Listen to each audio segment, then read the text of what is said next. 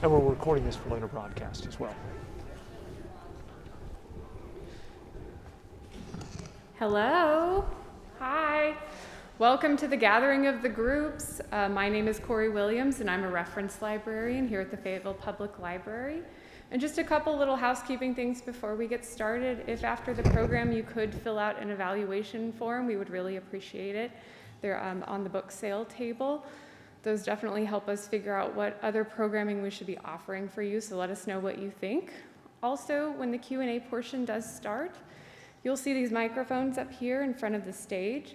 If you have a question, you're welcome to come up and ask the question into the mic so we all can hear everybody.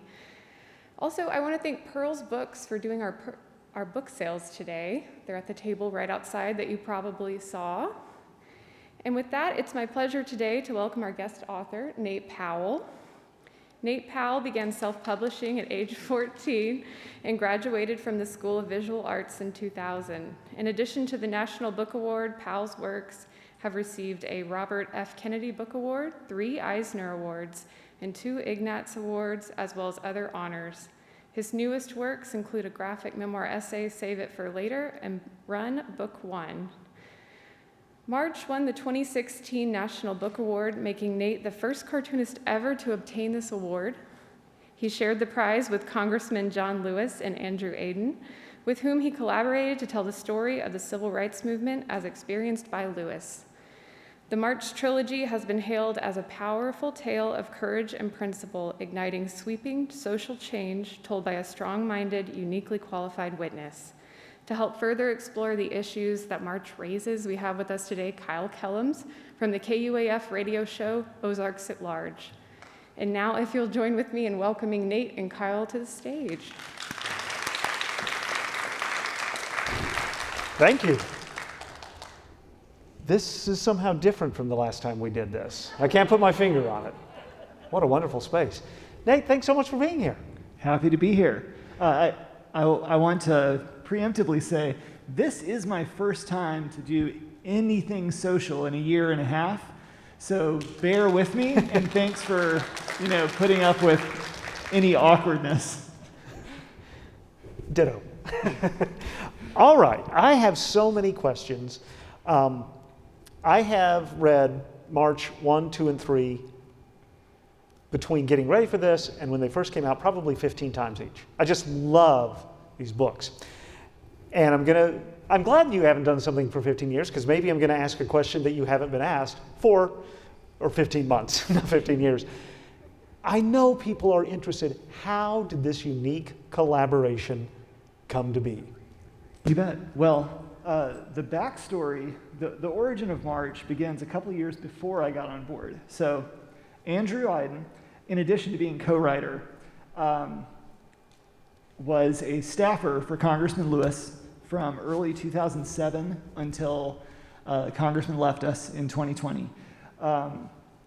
The origin point for March is in the electoral cycle of 2008, where John Lewis was running for re-election. And so over the summer of 2008, they were doing, knocking on a lot of doors, having a lot of community discussions, but also having a lot of discussions within their office, within their staff, specifically posing the questions, how do we reintroduce and reframe the history of the civil rights movement? And I guess the adjacent question to that, or the adjacent issue, is that by 2008, a lot of the tangible impact and sort of the common knowledge of John Lewis and SNCC's contributions to the movement had been somewhat, forgotten. And so how do we reintroduce those aspects? But also, how do we reintroduce the principles of disciplined nonviolent protest, nonviolent revolution, and how do we encourage and reintroduce the necessity of civic engagement? So at the end of the summer of 2008, there was a little bit of a break in the campaign, and some of the staffers were like, oh, I'm gonna go on vacation, I'm gonna do this. Andrew was like, oh, I'm gonna go to Dragon Con in my hometown of Atlanta, which is notorious for being like the cosplay convention of the year. It's a very flashy, showy celebration of nerdhood. Anyway, so some people were making fun of him and laughing. Congressman Lewis stood up and basically was like, don't make fun of him. There was a comic when I was a teenager during the movement that was very influential. And Andrew was like, well, thank you, Congressman. But number two, what is this comic you're talking about? So he was talking about a 1956 comic, Martin Luther King Jr. and the Montgomery Story, which was published by the Fellowship of Reconciliation. It was a 16-page, full-color comic that basically gave a primer on the history of nonviolence from the 19th century to 1956, touching on Thoreau, Gandhi, but also giving a rundown of the extremely recent Montgomery bus boycott situation. The initial printing was 250,000 copies, and teenage John Lewis, teenage Diane Nash, teenage Jim Bevel, teenage Bernard Lafayette, these folks read and used this comic as given away and sold out of the trunks of like Jim Lawson and Dr. King's cars and in church basements and community centers across the South while they were doing nonviolence workshops. So Andrew was really fascinated by this comic. He went home. The story of March is also tied into digital archiving. So this is like 2008. Someone had just the year prior finally digitized and uploaded this comic onto the internet because the comic itself has an incredible history, but it too had fallen into obscurity. Andrew was like so captivated and so fascinated by the comic that he came back and basically he put his entire life and all of his work on the line that the answer to so many of these questions was Congressman Lewis doing a comic about his experience at the center of the young people's wing of the civil rights movement. And he was like, Congressman, let's do a comic about you, about SNCC, about nonviolence. And, John Lewis was like, oh, maybe. But Andrew's like a really stubborn dude. And it took a few months, but eventually he was like, okay, but if you do it with me. So they spent about 2 years working up a rough script for the entire trilogy as one book called March. I was finishing up work on Any Empire and The Silence of Our Friends simultaneously. And on a lunch break, I was checking the news and I read this press release from my publisher, Top Shelf, about this book, March. And I was like, oh, what an amazing idea for a graphic novel. Well, back to work. And I didn't put two and two together that the absence of an artist listed meant that there was no artist yet. So I just moved along. I was busy. And thankfully, about a week later, my publisher, Chris Staros, gave me a call and strongly suggested that I try out for the role of artist. And some of that had to do with certain stylistic and formal strengths I had as a cartoonist. Some of it had to do with the fact that I don't miss deadlines. And some of it had to do with, like, I'm an Arkansan and I grew up here, but I also I was in an Air Force family. So in my elementary school years, I lived in Montgomery for 5 years, wow. And my parents are all from northern Mississippi. So I had enough cultural, topographical familiarity with so much of the subject matter and so many of the locations that it allowed me to potentially put a lot of my own experiences and sense memories into the storytelling itself. And basically, he just handed me over to Andrew and the congressman, and I did some demo pages. And, about 2 weeks later, we just clicked immediately, and we just pushed straight ahead and never looked back. And that would have been early 2011, I believe. Wow. So do you remember the first image you created? Oh, yes. Yeah, I have a demo version of, I guess, the first full page of comics from March Book 1, which features Hosea Williams and John Lewis leading the column of marchers halfway across the bridge. So that was my very first page I did, and it was before I had settled on using a gray wash. So I did that, and then the second page I did is actually published in the book. It's from the very first time young John Lewis meets Dr. King. It's when he stands up. It's right after he's like, "Are you the boy from Troy? Are you John Lewis?" That very next page was the second page I ever did. And it was a real trial by fire. And I think this was on purpose from the congressman and Andrew's perspective, to have me jump straight in and be like, okay, we're going to need you to draw Dr. King, just right off the bat. But it really helped set the stage as far as my responsibilities and finding a balance as a cartoonist, but really just like entering with the pressure level so high. So I'm very thankful they did that. Well, I was going to ask, because if you're illustrating your work, if it's fiction, you create what the characters look like. History tells us what the congressman looks like, what Dr. King looked like, what these other people look like. Does that affect creativity or how you go about the work? It affects it a lot in the lead in. I'd say I actually don't have a whole lot of sketching and preliminary work that I did for March. In general, I'd say there might be up to 300 individual people whose likenesses I had to draw throughout the trilogy.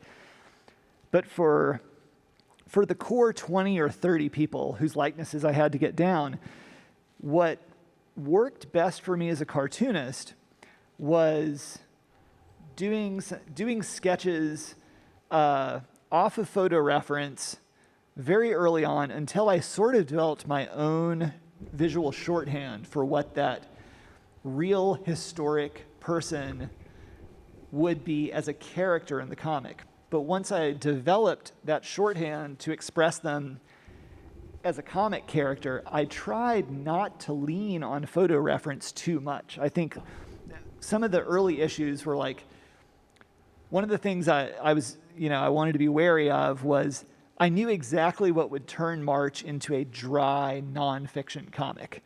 And that was the number one thing I wanted to avoid. I was like, I can see where this is going to get really boring really fast. And so a lot of that was leaning on the vitality that cartooning can lend to human figures and just trusting myself to be able to do that. So only a handful of characters actually had to keep photo reference, like Hosea Williams actually. I kept photo reference of him on my desk for months at a time during March Book 3 because his likeness was very difficult to nail down. And then other characters like Diane Nash, I developed an affinity for the way that I drew her and drew a lot of other characters and was able to just kind of move forward. What was it like? So Congressman Lewis lived through Edmund Pettus Bridge, through the Walgreen counters, so he remembers it because he was there. You're asked to depict it. What were the conversations like? Did you ask, am I getting this right? Or was there some artistic interpretation allowed?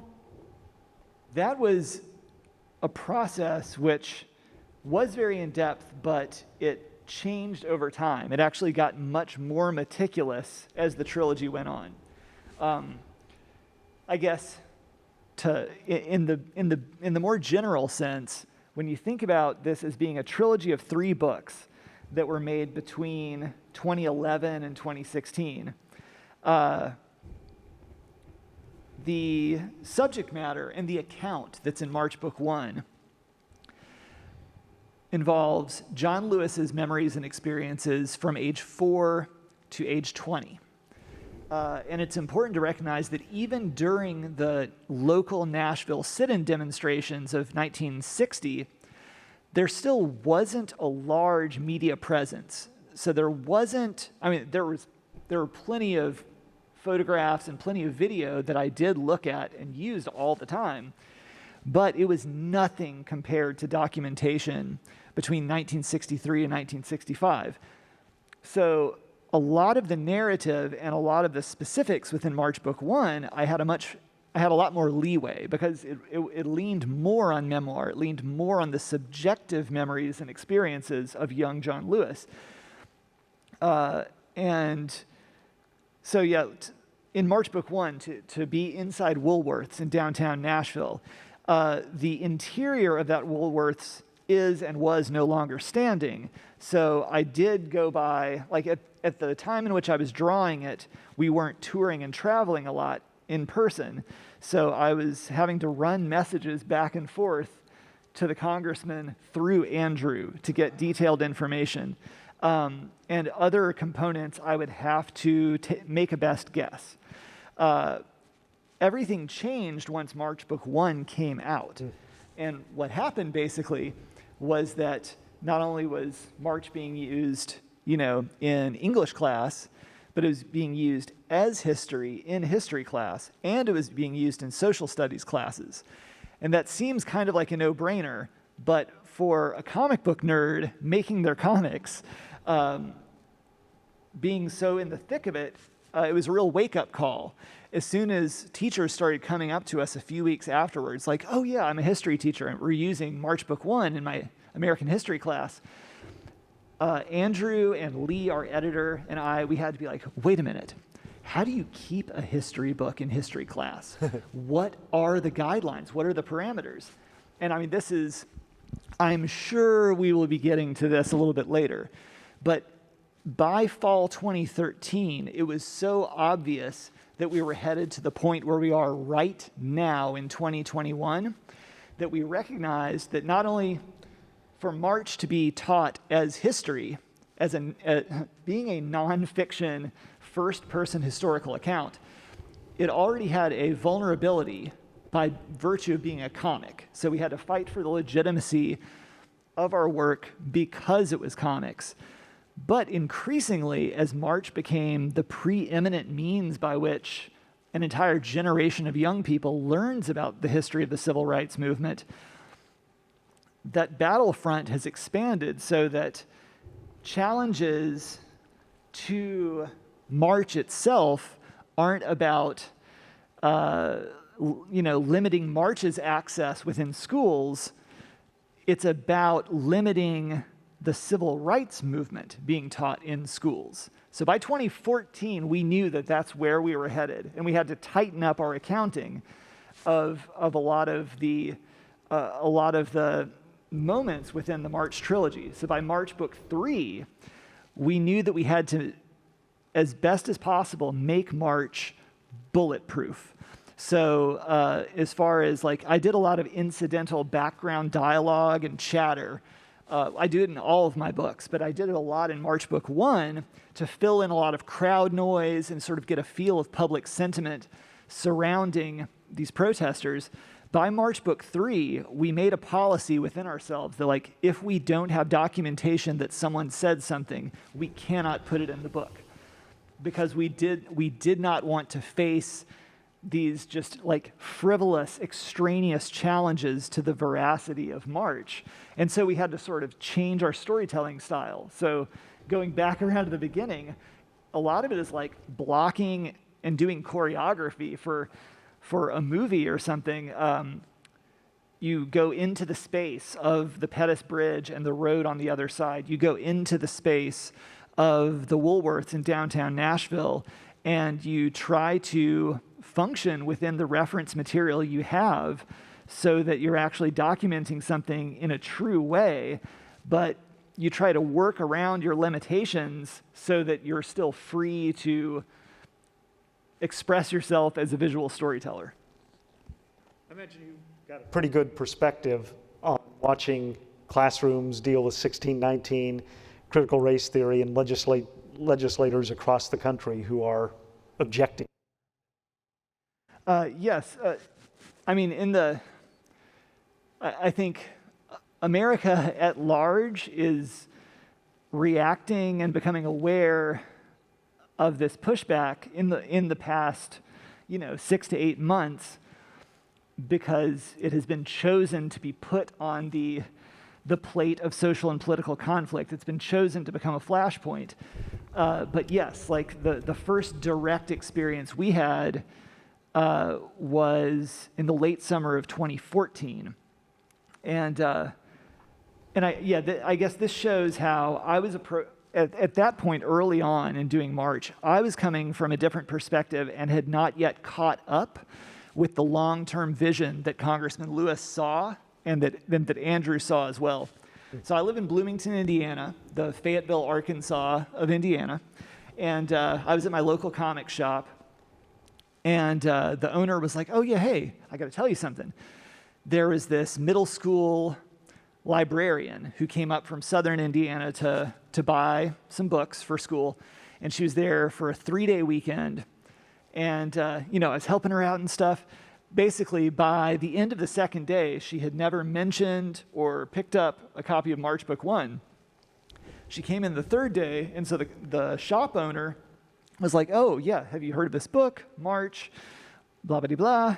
And basically the librarian stopped him and was like, oh, I know, but if I get March and I put that on my shelves, I will get enough parental complaints that I may get fired. And up until that instant, there was a part of me that took for granted that because this was a first-person nonfiction historical account about nonviolence in the civil rights movement, I thought that it checked off so many boxes that were unassailable, that there was to a large degree, I saw the project as being generally uncontroversial. And so I had interest in drawing out other elements and sort of expanding on the conflict brewing within the movement, which we all shared that and we all developed that over the course of March Books 2 and 3. But how wrong was I as soon as we started hearing about basically like the concerns of gatekeepers in a positive way, the positive gatekeepers, the librarians, the teachers, the bookstore owners, and recognize that there are people that make books like March influential and successful because they put themselves at varying degrees of risk to stick their neck out for those books. And that was a real game changer for how we approached the material and what we needed to do to protect it. What a great place to hear that story, too, in this library. You bet. I want to ask you about creating perspectives for storytelling. There's a great, I hope I can find this here. There's a great, yes, here it is, page. This is book 3, and it's the launch of the Mississippi Democratic Party, which if you're thinking, I don't know how this works, but if you look at this, if you were going to tell me that I'm going to devote a full page to what is kind of an empty auditorium, granted it's a historic launch, but still this is to my mind, a boring image. You do so much with this, and I'm wondering, what was the process to create such a beautiful, frame-worthy picture of something that, as it was happening, probably no one thought about? You bet. Well, in general, there's a practical answer to that, which is that as the trilogy continues, obviously the books get thicker. Yes. So book 3 is about twice as long as book 1, but also the material is denser, it's darker, it's more brutal, it's more intense. We did not have page count limits on March Books 1 or 2. And a lot of this was because of considerations that we, or really Andrew and Congressman Lewis had as creators. They wanted the books to be cheap enough that they were accessible, basically under $20 no matter what. And with our page counts for the first 2 books, that was not an issue. I was not in a rush to draw March Book 1 either. It was very free and open. But the process got more regimented along the way. With March Book 3, we had a very precise date in which it needed to be sent to the printer before I ever started drawing the book. And we had a precise page limit because we insisted on it being under $20. And so as the information kind of snowballed, we started having to really make difficult decisions if we weren't going to cut out any part of the history. And a lot of that had to do with finding breathing room wherever possible. And so there are moments where, like, that page that you brought up with the setting of the stage for the Mississippi Freedom Democratic Party, it doesn't read like a breather page. I mean, it's full of text, but it actually, from a visual sense, it gives the reader something to rest on while they're absorbing information. It lets you change gears along the way. And frankly, like, I think we made the hell out of March Book 3, but it would have been unreadable had we not forced a couple of minimal splash pages and breather pages in there. And a lot of that was just this dance between the density of information and the ability of the reader to kind of sit and rest and regroup. But also, I think the breathing room on that page represents potential. It's the fact that people haven't filled up the seats for the convention yet. It's the fact that it's preparation. And since the ultimate outcome of the Mississippi Freedom Democratic Party had to do with defeat at the hands of, like passive white supremacy within the Democratic Party at the DNC, it's extra bitter to note that all that potential then is soured. If you haven't read these books, you just have to. There's a sequence that is well known in history where Fannie Lou Hamer, is that her? Where Fannie Lou Hamer is testifying, and LBJ, the president, is watching this, and he's like, "Oh my gosh, we've got to do something to get this coverage off network television." And so he runs out to this hastily called press conference. Yeah, in like 9 minutes. Yes. Looking at the sequence of the imagery that you've created, along with your co-collaborators, of course, it's as if it's happening in real time.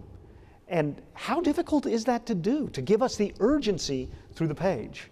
Well, a lot of it has to do with, and this really is where Andrew and our editor Lee were so meticulous with getting the primary source information. So getting transcripts, from the TV broadcast, and getting first-person fly-on-the-wall accounts of how things went down within the Oval Office.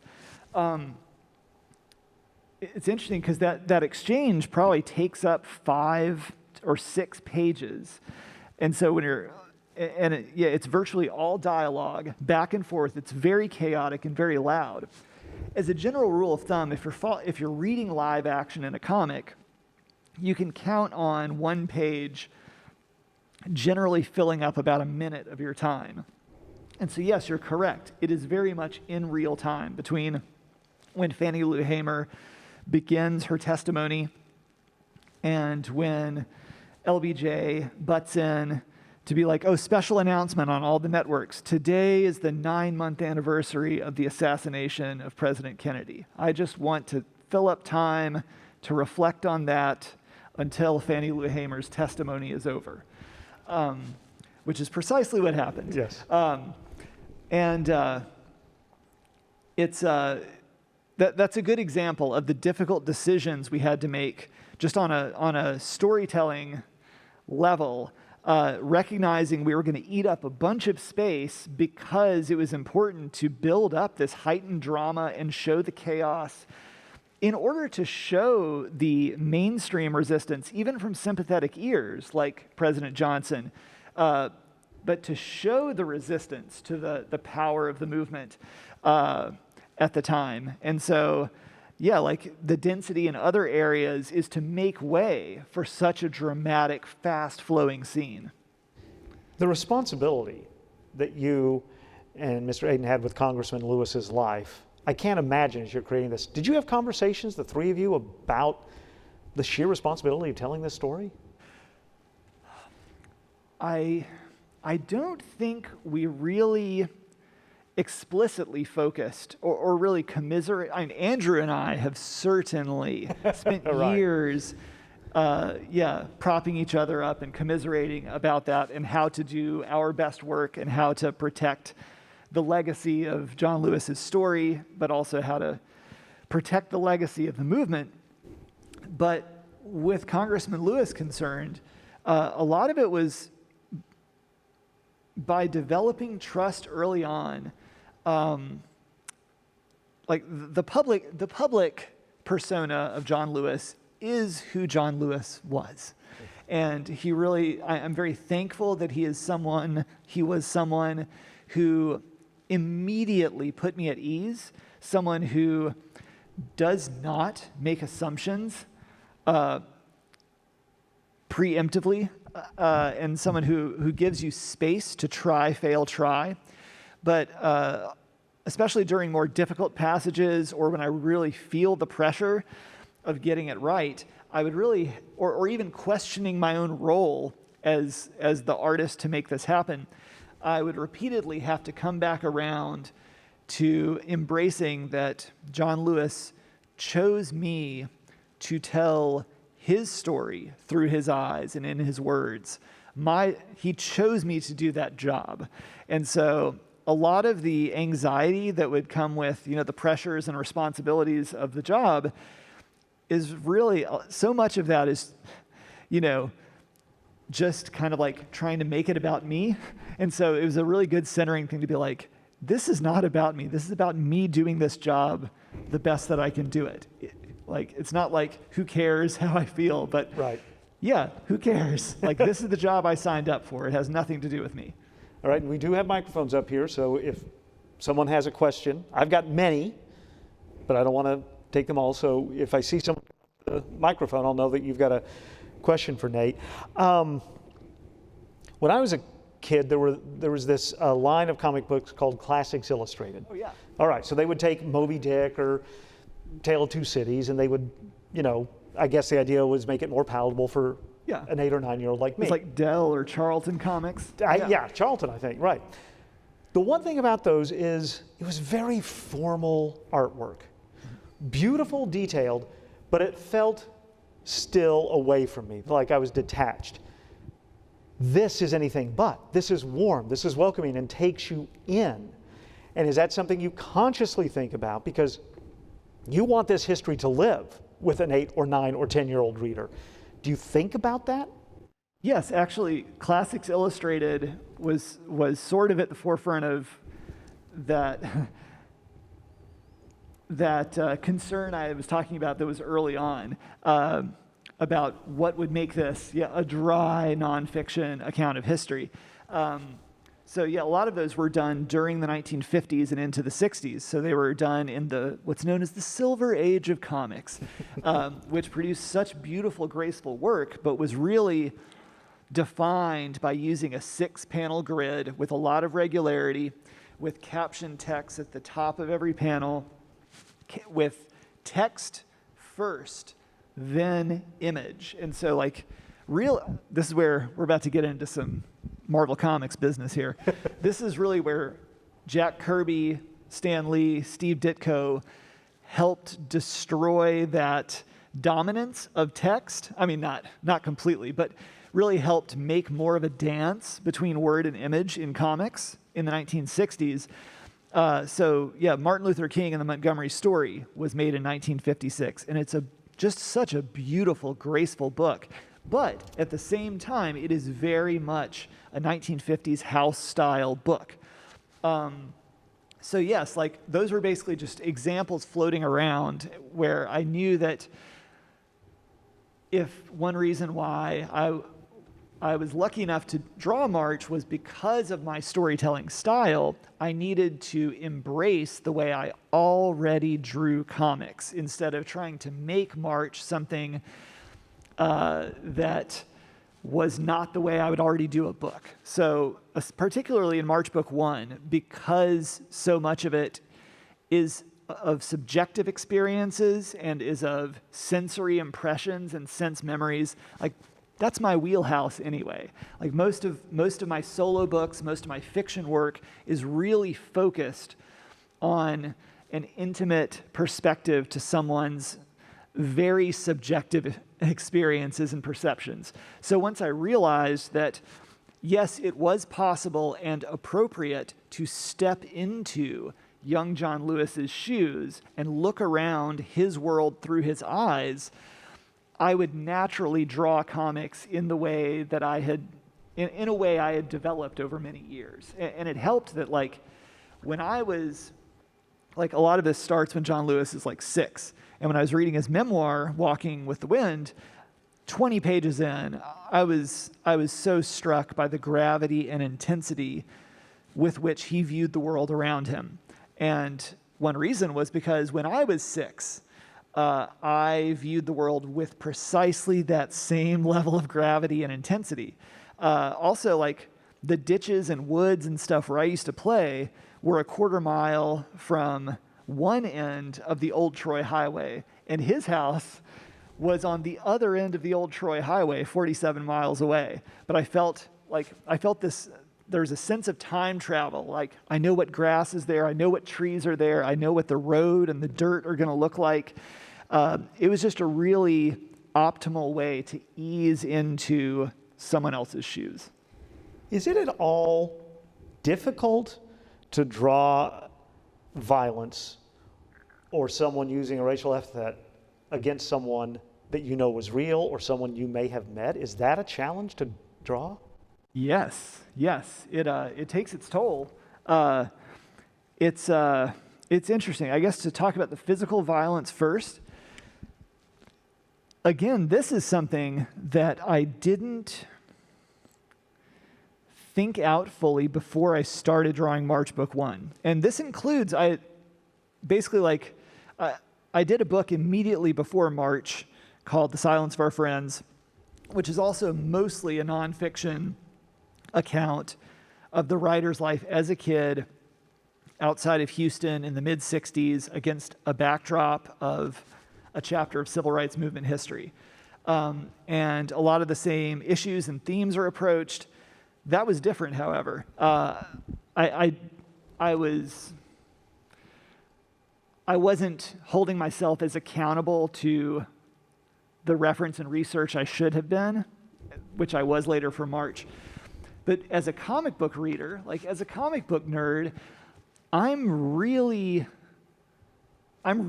familiar and comfortable with visual depictions of physical violence through comics. And in fact, I'd say that American superhero comics and the ways in which physical violence and conflict are depicted have sort of set the ways in which it's approached across pop culture at large. I think a lot of the storytelling methods and a lot of the framing, a lot of the directorial aspects that are in movies and TV and animation, a lot of it really it goes back to Jack Kirby.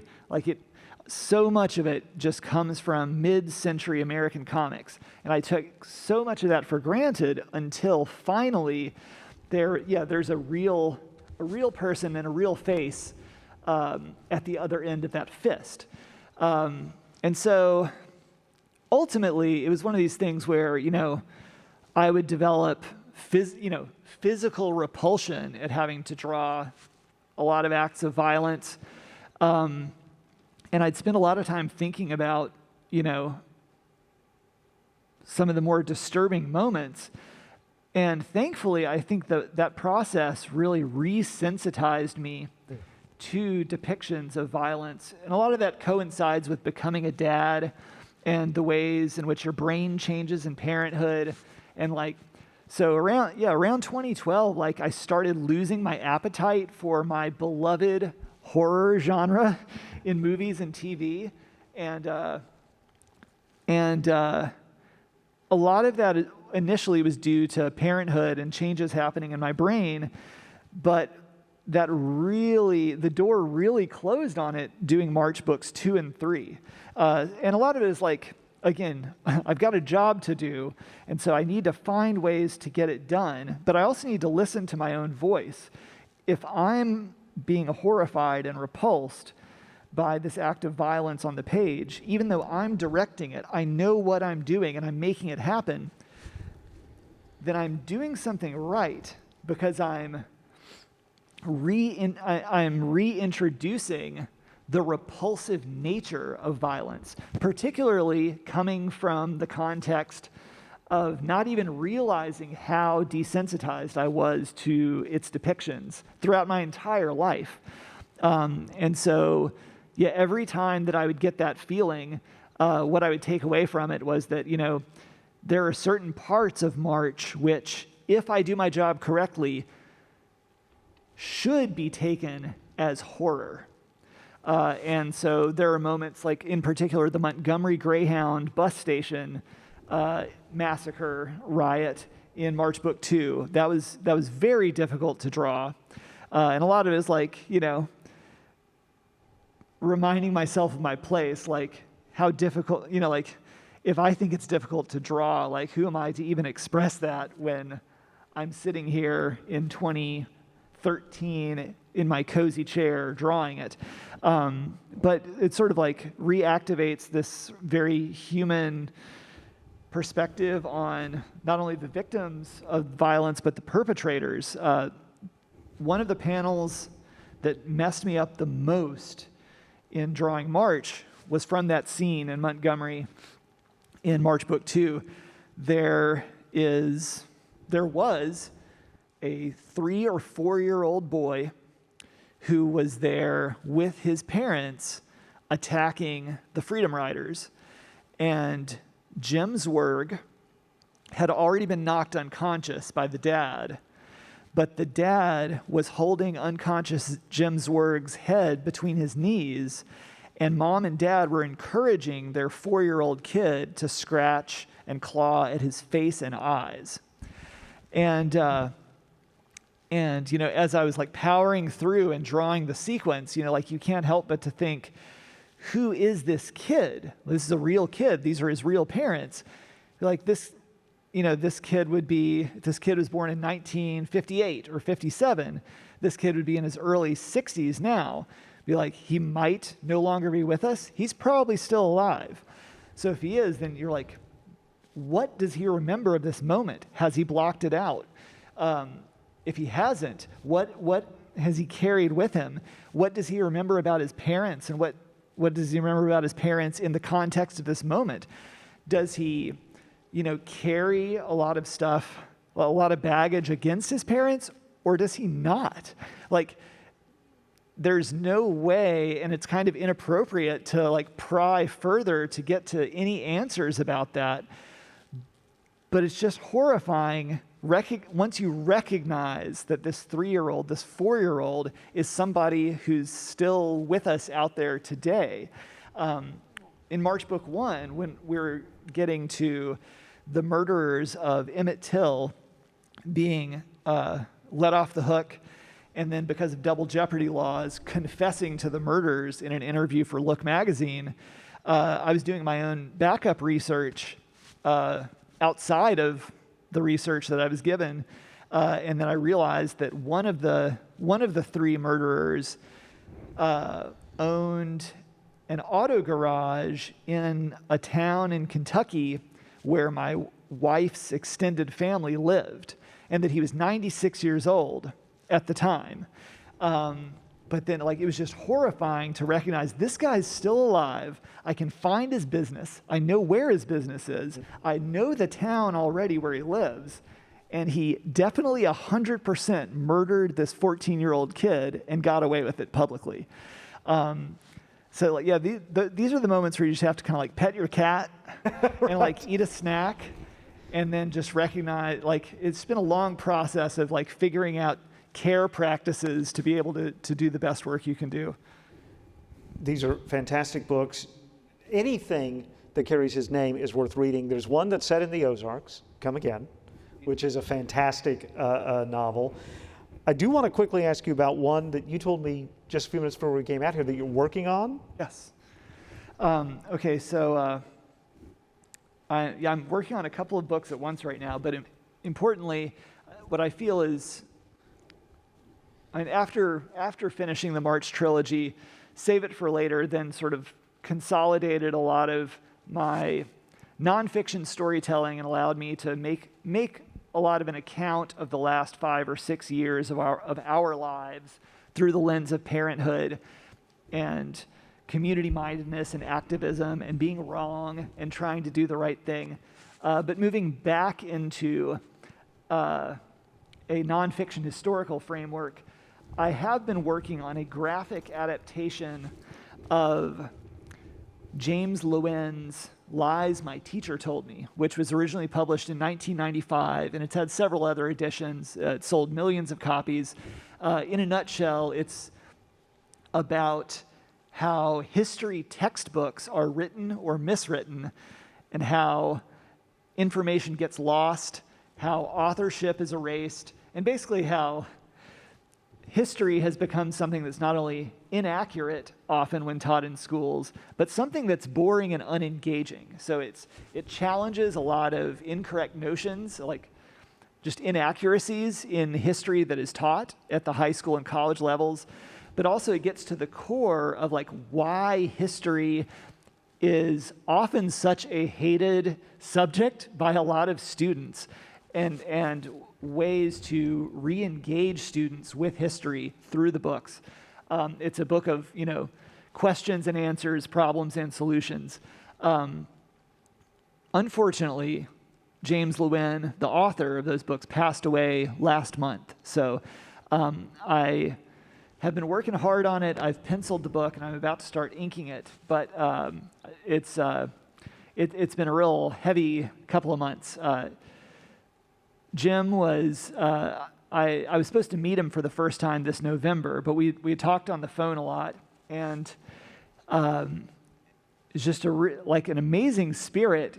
He was 79 years old, and he was always very upfront. He was like, okay, I'm real excited to do this book with you. Just so you know, this is our first phone conversation. He's like, just so you know, little detail, I've got stage 4 cancer. I'm going to die. Not a big deal. I've been putting up a fight. I'm doing well right now. I'm going to die at some point. It does not bother me. So we're just going to move ahead. We're going to do our work. And his candor, his bluntness, but also just his positive spirit was just such a shock and was also just so inspiring to me. So like I'm just trying to keep him in my mind all the time. And I'm just blown away by his boldness in the face of his own mortality and his insistence on continuing to do his work up until the end. So that's a book that's going to come out in 2023. Finally, we were also having a conversation just before we came out. We were going through this doom spiral. It's been a long 4 or 5 years, and wondering how are we going to confront big challenges, climate change, when we can't even get people to go down to the pharmacy free vaccine. And it struck me, if you want to see how people deal with big problems, with bravery and persevere, you go back to this story and these stories. Yes. Have you thought about that? This is a blueprint for, this can give you optimism. It's true. And I think it really is a matter of recognizing that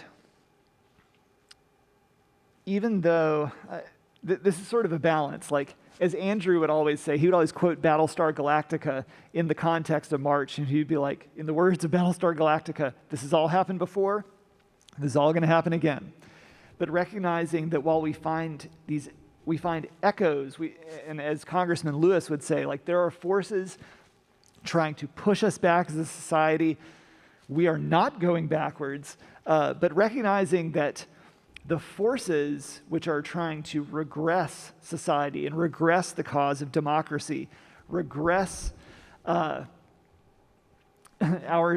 ability to stay alive and remain truly free as human beings, there are a lot of, this is a roadmap for change, and it's recognizing that in the darkest of times, the value of perseverance, cooperation, and in particular, I find that the focus on the growing schisms within the movement in March Book 3, the philosophical differences, but also the tactical differences on the streets within SNCC and within the movement at large are really important to take to heart, recognizing these are deep differences which develop over time, and they're personal as well as practical differences, and yet the people involved are showing up together in the streets anyway, even after they're having these very heated debates and arguments and personal rifts. I think that's a reason for hope and a lesson to take to heart.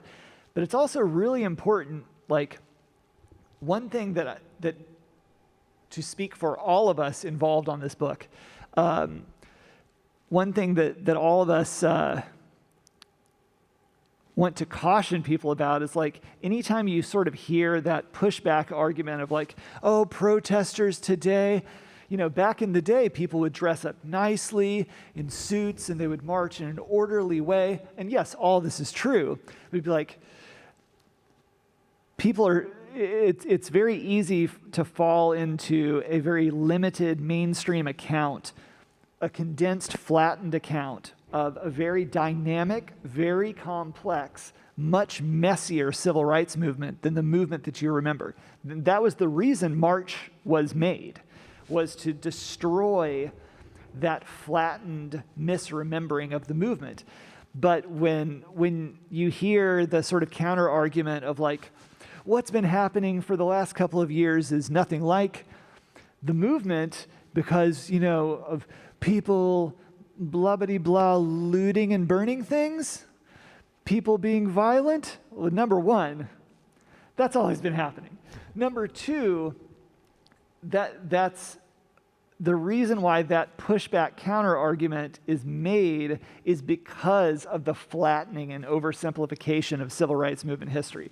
There is a reason why the Southern Poverty Law Center coined it the 9-word problem, which is that most American high school students graduate knowing 9 words about the civil rights movement. Rosa Parks, Martin Luther King, I have a dream. And you can't put together a coherent narrative of the civil rights movement with those 9 words. And you can't make sense out of not only the actions which produced results which transformed our society, but you don't get behind the ideas which inspired those actions.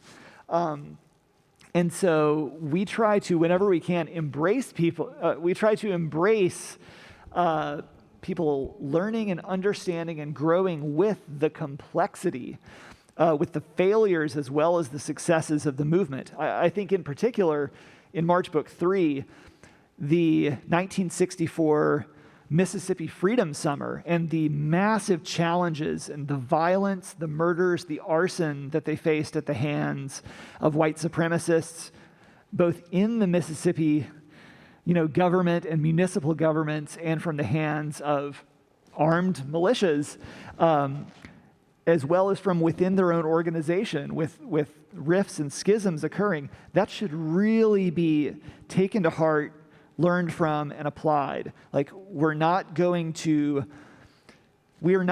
defeat white supremacy by trying the same bag of tricks with protest, with legislation. It involves evolving in precisely the same way that white supremacy has evolved and consolidated against democracy, against a multiracial society. Read these if you haven't. Read anything with Nate Powell's name on it. Congratulations on the well-deserved awards through your career. Thanks for, even if temporarily, coming back to Arkansas. And thank you for your time this afternoon. Always happy to be and here. Thank you all for coming. Thanks, y'all. Oh, you have a question? Oh, yes. Yes. Excellent. Yes, I have 2 questions. Did you just use research on John Lewis, or did he sit down with you and you take notes? And also, did the March series put you on a different track for what you've done in graphic novels? You think you would have gone on a different bend if you hadn't done March? These are both essential questions. Thank you. Okay. Question number 1. Yes, the process. This is a fundamental part of the process. I started work on March really in earnest by late 2011, but I had probably drawn a couple of scattered chapters. The first main sequence I drew in the book was before I met Congressman Lewis in person. I drew the sequence where John Lewis was 11 and he left Alabama for the first time to go up to Buffalo, New York with his Uncle Otis. And I met John Lewis for the first time in September 2012, and then starting in the summer of 2013, probably every weekend or every other weekend for 6 years. Wow. We toured across the country, going to different cities, doing talks and signings. And those travels while I was drawing the books at home, those travels were my opportunity in person to ask him questions, to get clarification, to push back on things. There were, more mundane things I could ask Andrew about, and he would ask Congressman Lewis at work and then get the answer to me. But yes, increasingly, I would be excited to go do a book talk in New Jersey or Ohio or whatever, because at breakfast or in the car or afterwards, I would always come with a short list of questions that I needed for the next week or the next month's worth of drawing. And it really became an all-immersive project in that way. It's almost like drawing the book was one full-time job, and touring with it and teaching about it became another job. But then seamlessly, those were my opportunities to actually get direct feedback and show him work. It's like Congressman Lewis, didn't use email, et cetera. So a lot of it was, bringing printouts of my pages along the way to get details and clarify things. Also, when Andrew would be interviewing John Lewis initially for the rough draft of the script, he quickly realized that the best way to approach it was to circle back around 4 or 5 times to get John Lewis to tell the same story over the course of a year. Because every time he would tell it, he would drop a couple of new details. And this continued after the books were done. Uh-oh. Yeah, literally every single time we would do a talk like this, it would have been a moderator, me, Andrew, and Congressman Lewis. Every single time, John Lewis would drop some detail or some anecdote that Andrew and I had never heard. And even the very last event we all did together was in December 2019. And at that last event, I can't remember what the anecdote was, but I remember Andrew and I giving us this look like, what? That would have been great. Yeah, why didn't you tell us that 7 years ago? And he's like, what? A lot of stuff happened, you guys. I mean, he's a very good sport about it, but it was really amazing. The more you're receptive to listening, the more he has to give and share. And the second part of that, about changes in my path as a cartoonist or as a storyteller, I think that, even going all the way back to when I was a high school kid making dystopian superhero comics, those comics were still basically like a ragtag bunch of nonconformist misfits trying to overthrow an authoritarian terrorist movement. And my social conscience was basically given to me by a combination of thrash metal and the X-Men. So the way I've been seeing the world and my focus on, particularly, my focus on the dynamics between people and sort of a personal political balance in the ways that our interactions affect each other, that's been consistent, I think, through my life. Before March, however, I think I didn't really understand that it was okay to be a little more concrete and use a little more clarity to express some of those ideas, as opposed to just kind of letting it float around in a story that I was doing. Thanks to doing the March trilogy, I was able to go back to making my weirdo fiction books.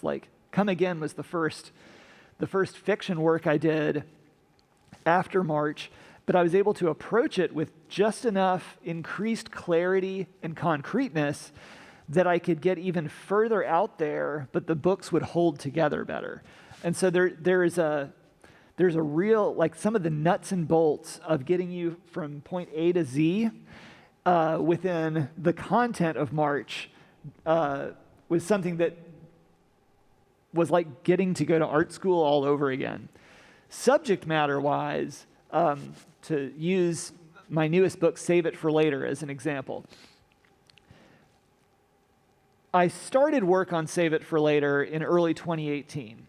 And a lot of it was, the impetus for a lot of it had to do with by the end of 2017, recognizing that there were so many fires burning at once and at such a high speed that there was a lot of important stuff we all need and needed to focus on. But already I could tell that there was a sense that there was never enough bandwidth for people to express the more private, personal moments of anxiety, doubt, doom, of not knowing what to do or how to do it, of feeling disconnected from neighbors and strangers, and recognizing we weren't going to dig our way out of these big concrete problems if we didn't carve out the space to air a lot of those doubts and fears and anxieties. Prior to that moment, I had no desire to make a memoir comic ever, and no desire to really get in the ring in comic book form about on-the-ground social political reality in the world of 2015 to present. It took me about a year to recognize that I had something to say and that I needed to listen to that. I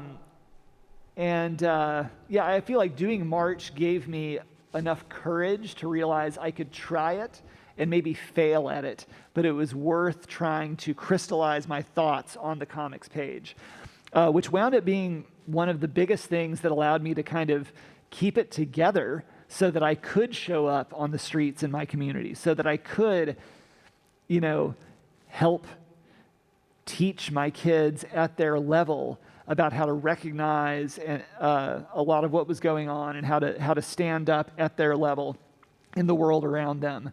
So yes, like doing March has transformed my entire life, but it has certainly impacted all the work that I will ever do from that moment. Thank you. Thank you all very much. Appreciate Thanks. it.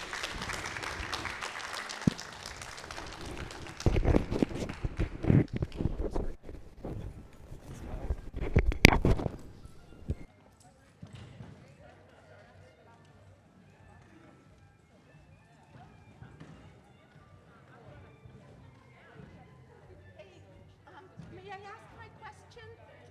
May I ask my